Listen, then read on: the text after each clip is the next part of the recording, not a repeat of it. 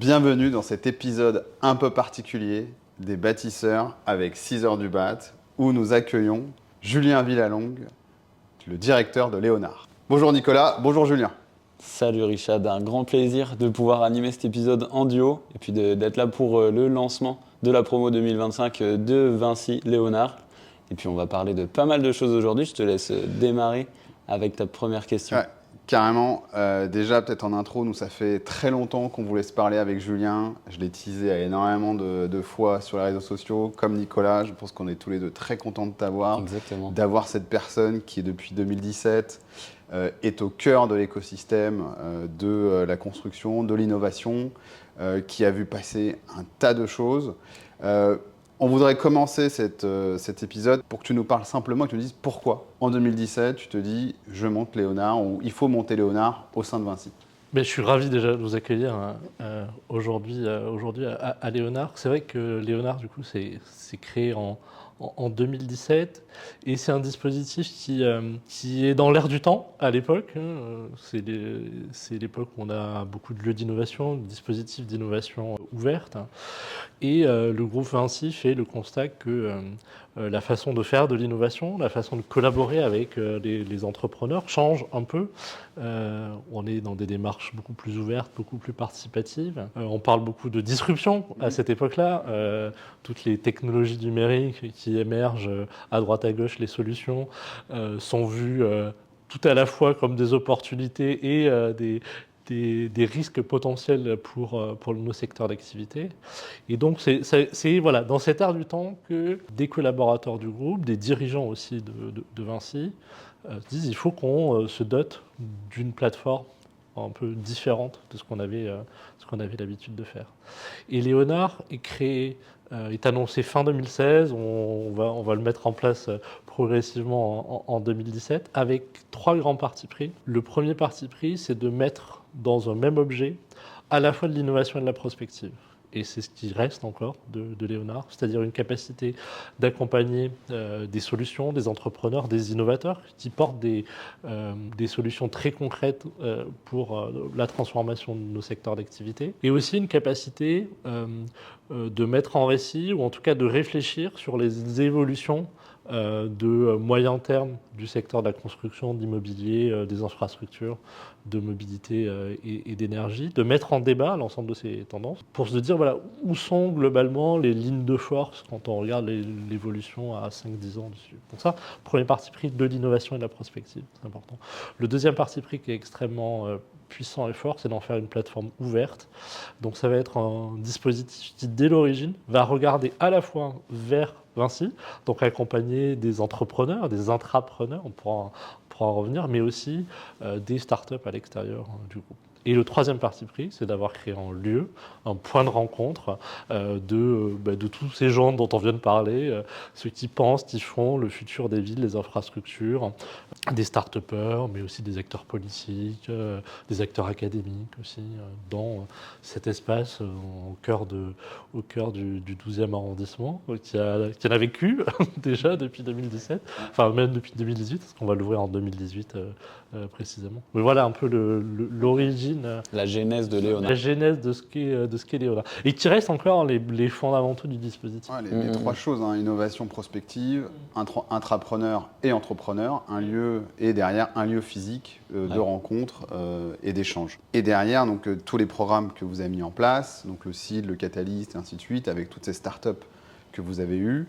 On est en 2025. Est-ce que tu peux nous partager quelques chiffres? Est-ce que tu peux nous partager c'est quoi un peu en gros Léonard en termes de nombre peut-être d'entreprises accompagnées, nombre de projets intrapreneuriaux? C'est à peu près 300 projets qui ont été accompagnés depuis 2017. Maintenant, on est dans un rythme un peu plus soutenu, puisqu'on est à peu près entre 50 et 60 projets accompagnés chaque année. C'est 32 nouvelles entreprises créées à l'intérieur du groupe par le dispositif d'intrapreneuriat. C'est une soixantaine, alors maintenant on va en rajouter quelques-uns, de projets liés à l'intelligence artificielle. Le lieu accueille 250 événements publics chaque année, on en organise une cinquantaine. C'est la 8e édition d'un festival que l'on organise chaque année qui s'appelle Building Beyond, qui a lieu cette année du 13 au 15 mai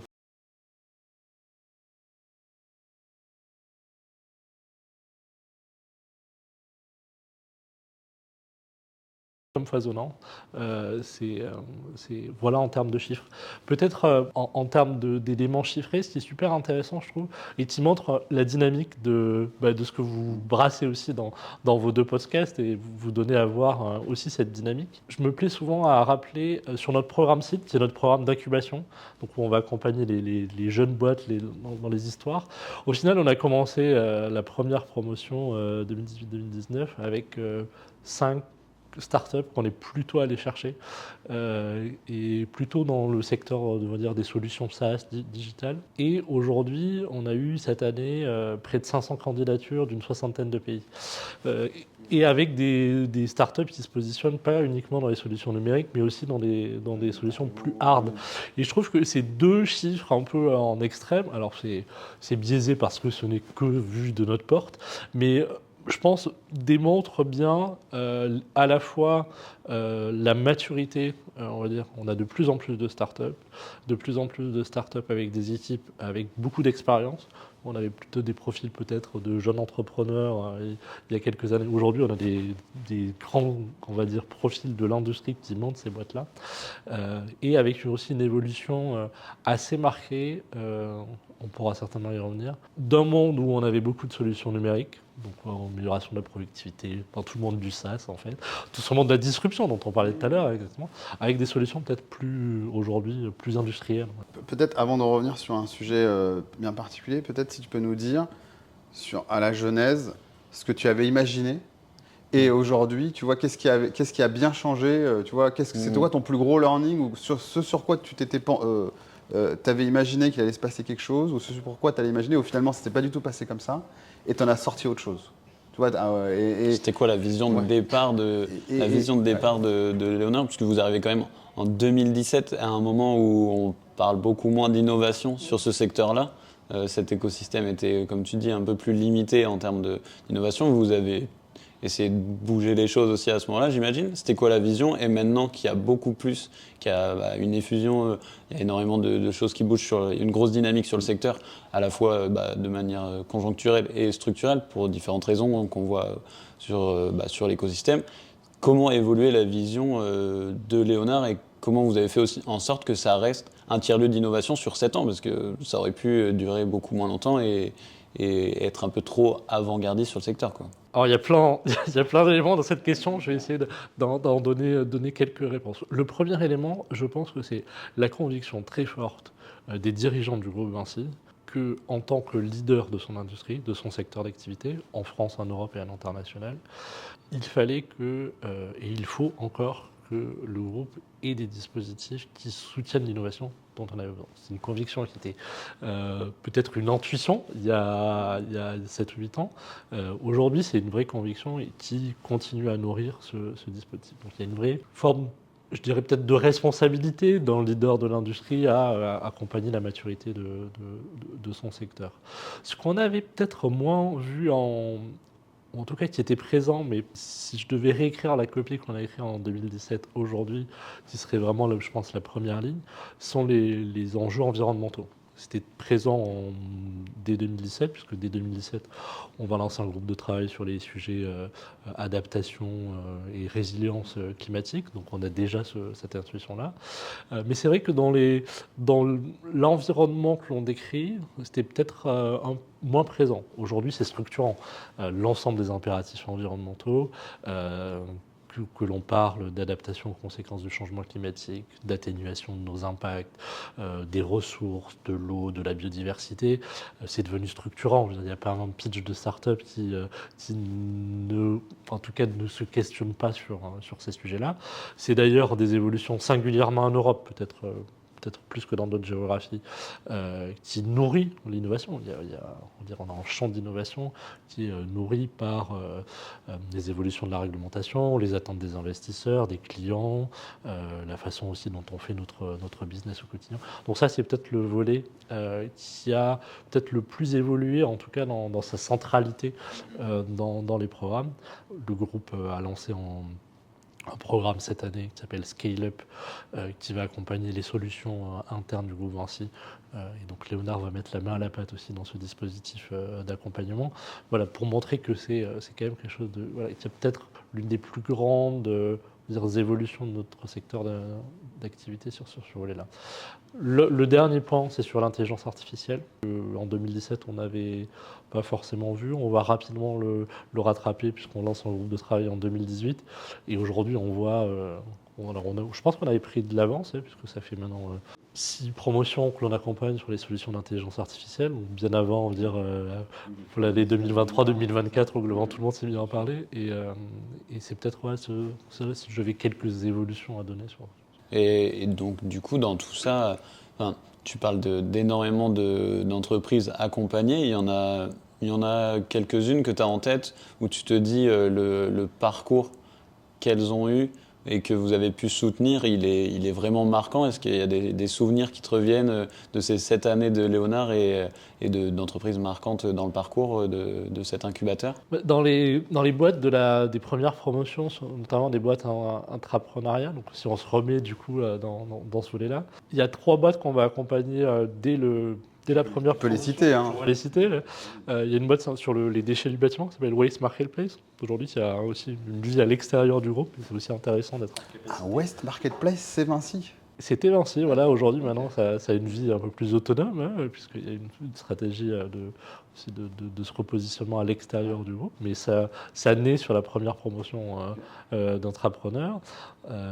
On a une boîte qui s'appelle Sunmine, qui va changer de nom par la suite, mais qui va révéler le potentiel solaire de gestionnaire d'infrastructures dans le cadre de modèles, on va dire, assez innovants de gestion contractuelle pour venir financer, construire et exploiter des centrales photovoltaïques pour de l'autoconsommation d'infrastructures. Et on a une boîte qui va faire qui va s'intéresser à la résilience des infrastructures des territoires, qui s'appelle Résilience.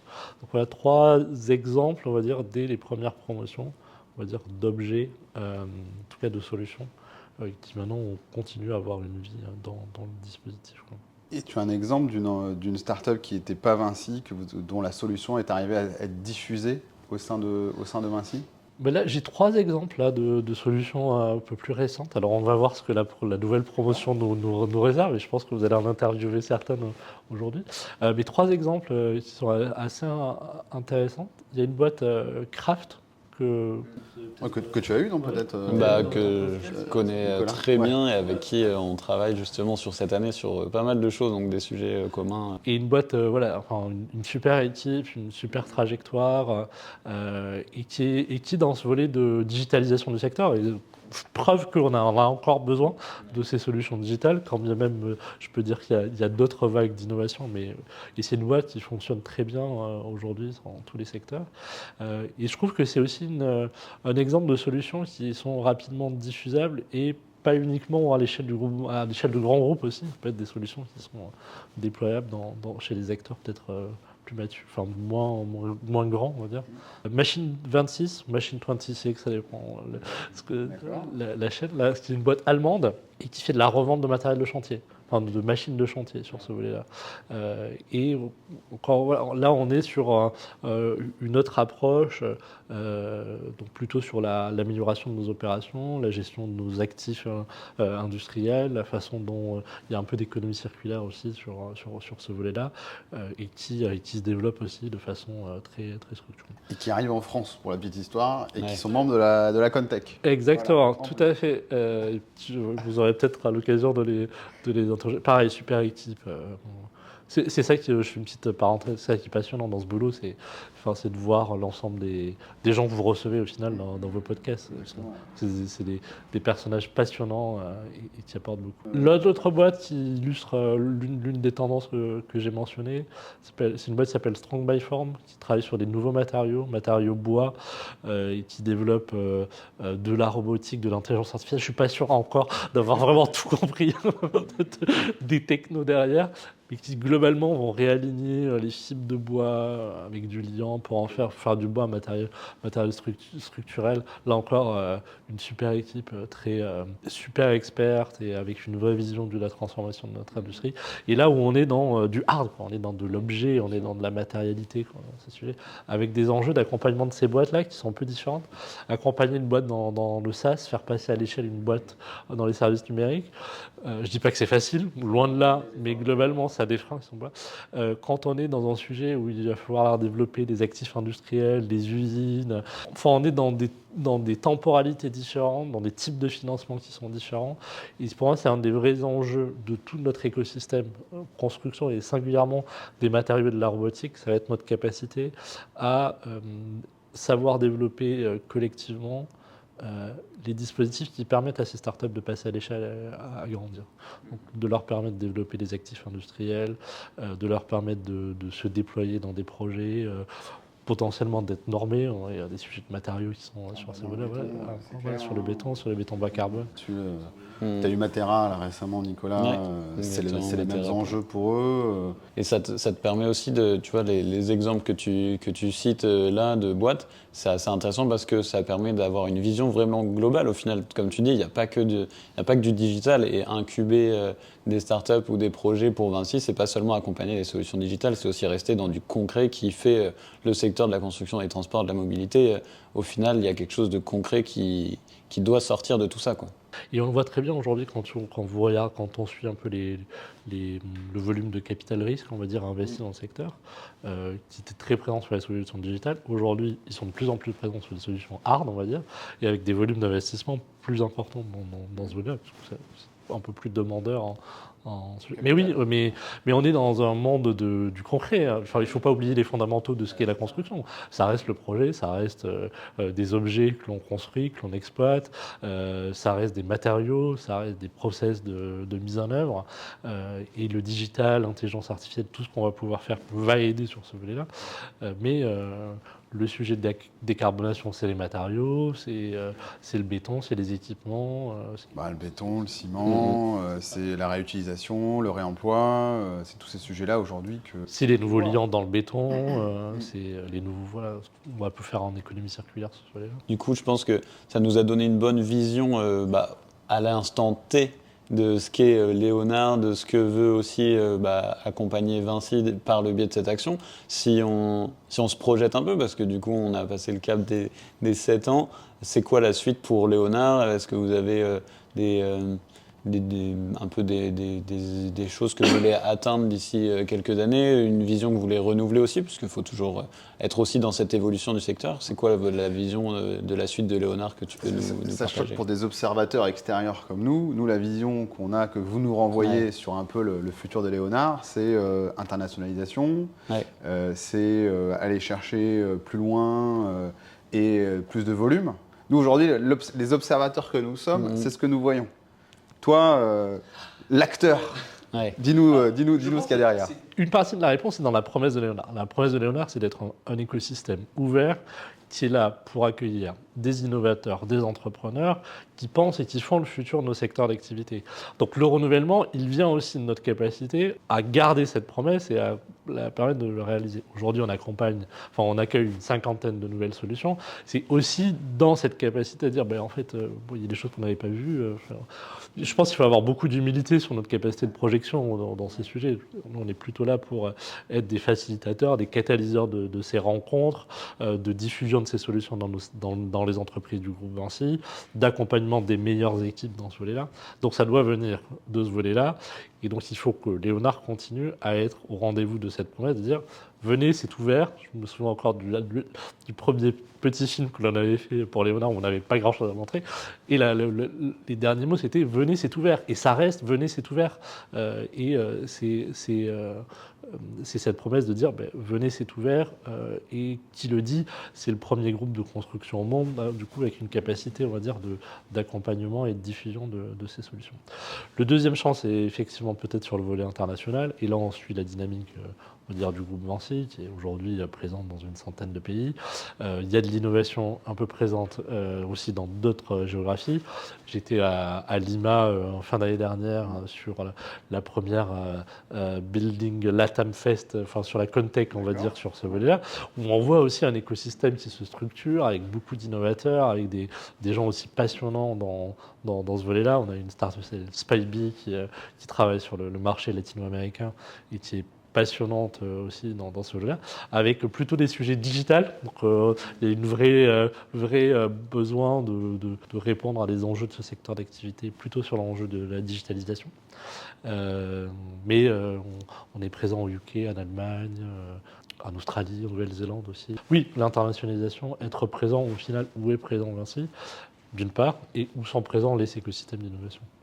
Et après, il y a peut-être, comme tu le mentionnais juste avant, cet enjeu de passer à du financement et ou à de l'incubation de projets beaucoup plus tech au sens industriel du terme. Tout à fait. J'imagine que c'est la troisième vision un peu que tu veux nous partager. Tu as raison de bien mentionner ça. Ça, c'est vraiment en mouvement, en tout cas de fond, que l'on voit sur les 2-3 dernières années. C'est l'émergence de startups plus industrielles, singulièrement dans le secteur des matériaux et de la robotique. On va voir comment les enjeux et les solutions robotiques aussi se font une place dans nos opérations et dans nos chantiers.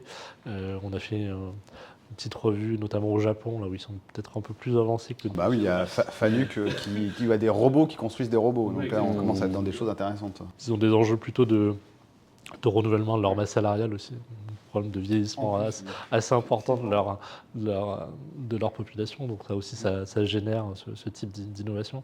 Mais oui, start-up industrielle sur les nouveaux matériaux et les enjeux de robotique. Je pense qu'on va pouvoir conclure cet entretien. Merci Julien d'être venu. Merci à vous. Et je pense que, je le dis de façon très, très honnête, je pense que ce que vous faites aussi est super important pour mettre en avant aussi au sein de notre écosystème les belles histoires entrepreneuriales et les belles innovations. Et c'est aussi important au-delà de notre secteur d'activité, parce qu'on a besoin d'innovateurs, on a besoin d'entrepreneurs. Donc c'est peut-être le message que vous soyez entrepreneur dans n'importe quel secteur d'activité, venez voir nos secteurs d'activité. Il y a plein de choses à faire et avec des vrais enjeux de transformation liés aussi à la façon dont les gens se déplacent, où ils habitent, comment on décarbone tous ces éléments. Donc merci pour ce boulot en tout cas. Merci Nicolas, merci Julien. Je pense que ce qu'on peut retenir, c'est que Léonard, c'est ouvert. Exactement. Venez comme vous ouvert. êtes, c'est ouvert. En tout cas, on est ravis et merci beaucoup pour ce temps. Et à très bientôt dans un prochain épisode de 6 heures du BAT Exactement. et des bâtisseurs. Merci à vous en tout cas, à bientôt.